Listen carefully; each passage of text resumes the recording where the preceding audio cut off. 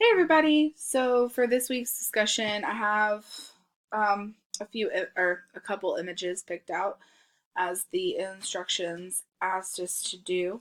Um, First, I'm gonna look at our magazine image.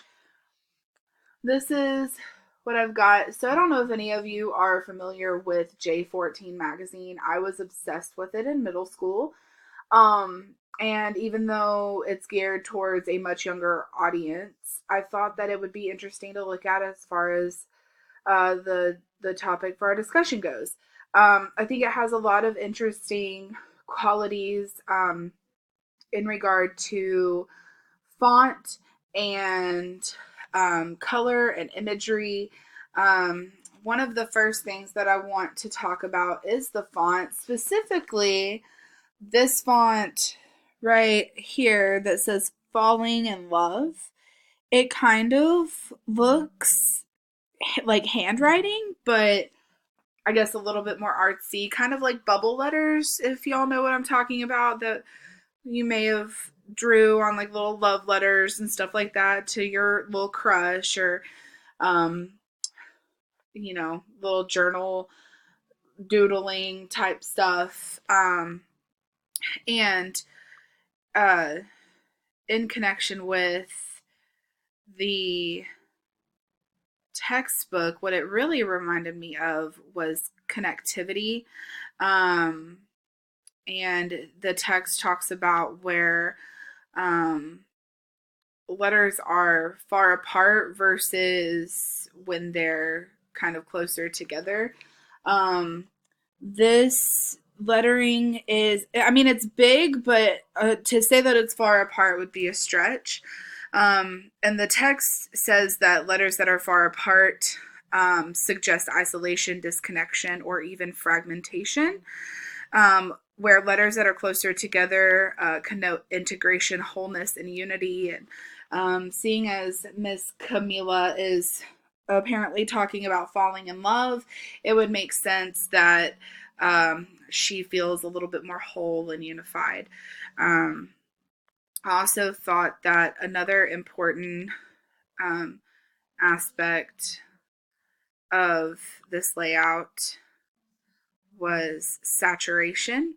Um, and it's the colors here are very deep and rich. And obviously reds and pinks and stuff like that kind of go along with the theme of falling in love. So I also thought that this was um, very well in line with what the TED Talk was the guy from the TED Talk, Jacek Utko. I hope I'm saying that right, but I'm probably not. He mentioned how he treats two pages like one oftentimes, which I think is what J14 was going for here. And I mean, all things considered, I say that they did a pretty good job. And then next, we'll talk about the newspaper imagery that I selected. Um, I'm going to keep it pretty brief just because I don't have a whole lot to say about this. And I'm already exceeding my time limit. Um, it's a pretty typical newspaper front page, and the Knoxville News Sentinel hasn't really updated their design pretty much since I've been alive. Um, it's your typical newspaper. They have local stories. We've got students thinking is solving problems. So they're talking about the kids in this classroom right here might save the world. Um,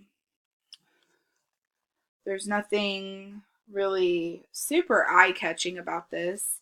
The textbook did say that newspapers will sometimes use font that's farther apart to allow readers um, the chance to think and form opinions. I don't really see that here.